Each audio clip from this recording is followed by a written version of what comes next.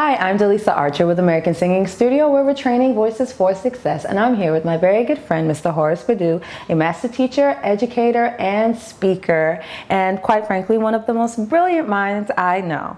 So today we're going to do a vocal analysis on Miss Whitney Houston, and we're pretty excited about this. Yes, we are. She's absolutely brilliant. And our favorite singer in the whole wide world. The whole wide world. So we're going to start off with her vocal fock. I personally think she is a dramatic soprano. No, I don't. Spinto soprano. What do you think? Well, I think she's gone through different phases. This is true. I think she's like 4 different Fox, to be honest. Really? Yes. You mean like at different stages in her career? Yes, at different stages in her career. She started off, in my opinion, as a lyric soprano or coloratura soprano. And that's probably like 85, 86, 87 throughout the half of the 80s to 1990 or 91. I agree. Yeah, and I think it was very light. Yeah, very light until, her voice sort of got more weight afterwards. Let's say around 91, 92, she added a little bit more weight. And 93, 94, the Bodyguard era, her voice was very weighty, very warm. So I think she was a dramatic coloratura soprano then, because she was when she was mid-90s, early 92? Yeah, and because she was very agile with her voice, but she really had this heavy, warm tone that she just developed, after a while. I'm not sure how that came. Maybe her pregnancy, maybe just her actually working on it. I don't know.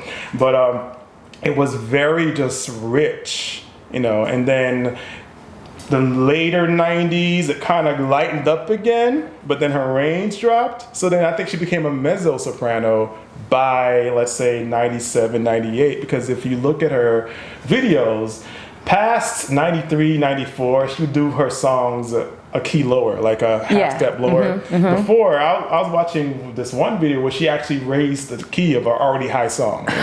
Wow. And it was just phenomenal. How Whitney's voice just soared above anything else in the room.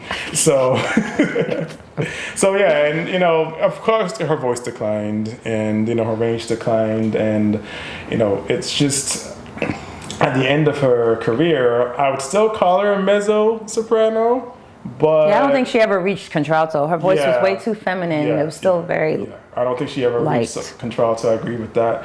But she just went through a lot of different things with her voice. So I'm interested as to your opinion as to why you think that happened. Okay, well, as a woman who's bore 3 children, I will say that with each child, my voice has gotten darker. Now, Horace has known me for a very long time. Yes, very long time. Since you were, 12 or something? I don't know. 14. 14. Very long time. 12, 14. And I'm 22 now, so it's been a while. She's 22 now, yeah. Plus a few, months. Plus a few months. Shut it up. So what I was going to say is, I know personally, and I'm sure you can bear witness to it, is my voice started off very light. And let's say when I was 17, 18, 19, even up till I was 20, my voice, I feel like it had a lightness to it, even though it had developed some power or some warmth or whatever, it was still really light. And I noticed after I didn't really try to sing until after I had my second child, and I noticed how much darker my voice was, and now it's just like incredibly dark. It's the darkest it's ever been. And I will be honest, I'm only 34 years old, so it does make me wonder if it's just going to level off for the next 10 or 15 years, or if it's just going to keep getting darker. So I said all of that to say, with Whitney, you're talking about how she sounded in the, late 80s versus early 90s, but I feel like when did she have? Christina? Yeah. 92, I believe, because she was pregnant in 92. Exactly, Yeah. and I feel like that has a huge impact. 92, 93, I'm not sure. Yeah. Around that time. Yeah, I feel like that has a huge impact on a woman's voice. And of course she was touring, and of course Whitney did not take care of her voice. Let's be honest. Past the 90s. I know in the early 80s she used to take care of her voice. She used to do a lot of steam therapy before she sang. And yeah, I've read accounts of that, and then she just got tired of that because that just got too, it just got too limiting for her. Okay, I have to do this thing every single time I sing. I just want to sing. I just want to just use my voice and just, give a song life. And she was more into the creativity of what her voice can do. And I think as her voice developed, a lot of people say her voice declined, but I think other areas of her voice actually improved. Like, she was a lot more agile the older she got. If you listen to her 2003 Christmas album, you would think that she had some sort of machine, No, it's pretty bad. her runs, Pedals, right? But that was her, because hearing her live, her runs were very fast, and she had a fast twitch vibrato. She can just get through. And her lower register. I feel like what Whitney had that was super unique is that she had this amazing combination of being extremely agile, extremely powerful, and extremely pretty. Pretty too, yeah. Most people don't have that combination. They usually have two of those three. Perfect mix of just her power, her vocal beauty, just being able to get through, to bring out something in the song that wasn't there prior to Absolutely. her. I often listen to her music, her ballads, and I think, what did the demo sound like? And of course, because it's all her interpretation. A lot of her songs were covers, so you get to hear what the original artist. Yeah. I Will Always Love You. Obviously, Absolutely. the biggest cover that anyone has ever done in their life. Yeah. Yeah. A Dolly Parton song.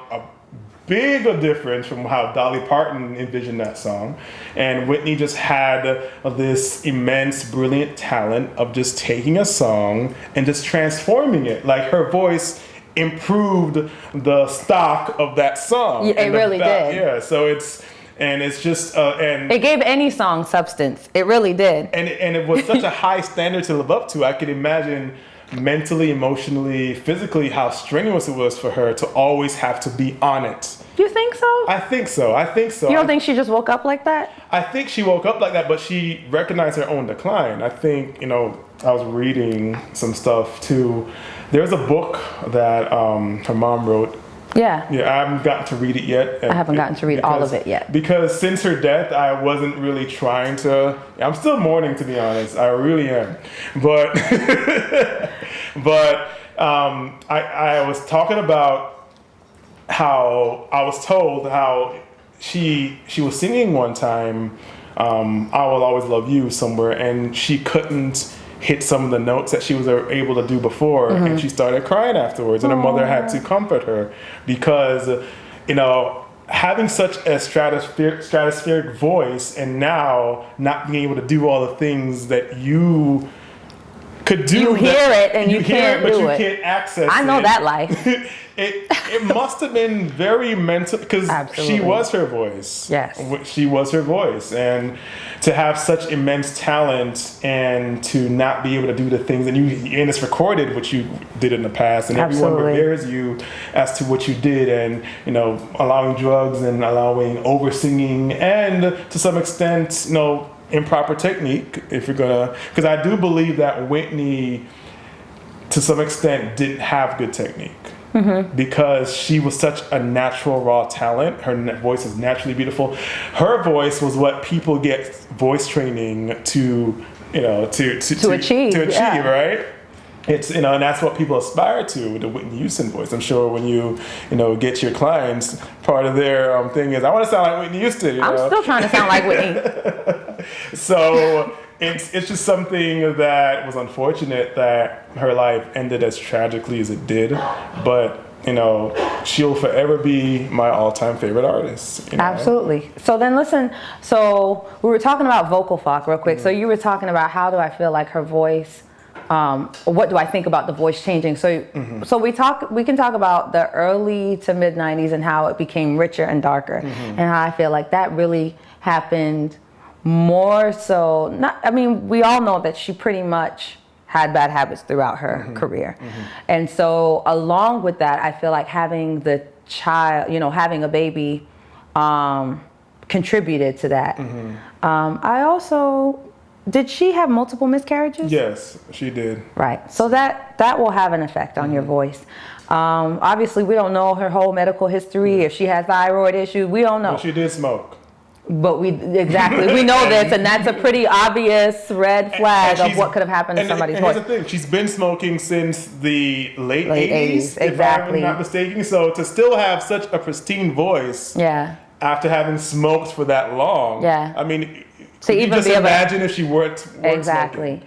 You know? So I feel like when a voice begins to thin out, like we heard toward the late 90s, that is no longer just a natural part of the aging process, a natural part of living. I feel like when a robust voice begins to thin out and you're not 60 years old, that has to be at that point because of abuse.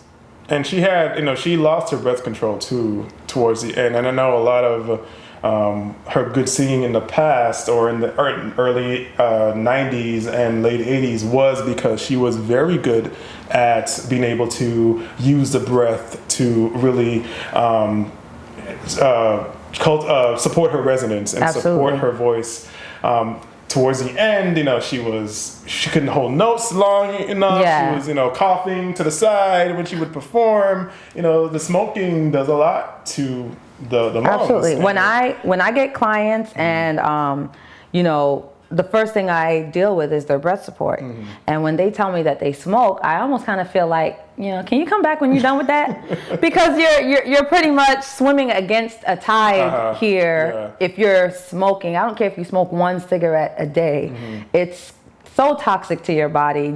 You can't there's no amount of technique that's gonna outrun smoking. What smoking does. Yeah, smoking does, absolutely. Yeah, I totally agree. And with Whitney Houston, I to be honest, there was a time in my life where I listened to her every single day. Wow. Like every single day, either a video, a song, an album. It's just, and I know as far as her creativity, because we didn't really talk about her creativity that much. Yeah. Her creativity to me was expressed more in just how she took a song. She told a story with her voice. Absolutely. And she took the song in parts. You have the intro, and you have the climax, and she just took a song to another level with how she painted a picture with her voice. And her runs just became more creative as she got older. Before she had the go-to Whitney runs. But everyone still did, and people still do today because I hear it. I hear it all the time. And at one point, everyone wanted to sound like her, right? Yeah, I don't even know if you can say at one point. I feel like any singer, I feel like you said, she is the standard. I think she's the standard of what runs should sound like, what they should feel like, how they should pull the everybody, like those are standard 5 and 7 note runs that I feel like, anyone that wants to do a fast run, that's the run they're trying to do. So my question is, who was Whitney's muse?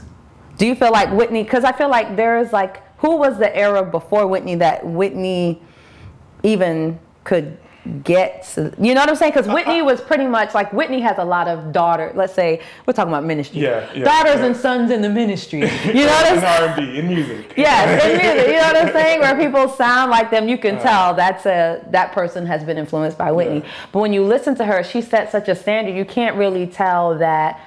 I sound like this because my cousin is Dionne Warwick and my mom. But there are people that she looked up to. She looked up to Barbra Streisand. There is Aretha Franklin, even Dionne Warwick. Her mother was a big influence. And you hear in the early years, even with how her head voice, resonates. That's just all Sissy. All Sissy Houston. It just, her mom taught her how to sing. Absolutely. And she used some of those techniques to her advantage and some of those other techniques. I'm not sure what her mom taught her as far as her mixed voice, because with Whitney Houston, her mixed voice was so beautiful, but I don't think she developed it because that was the first thing to go.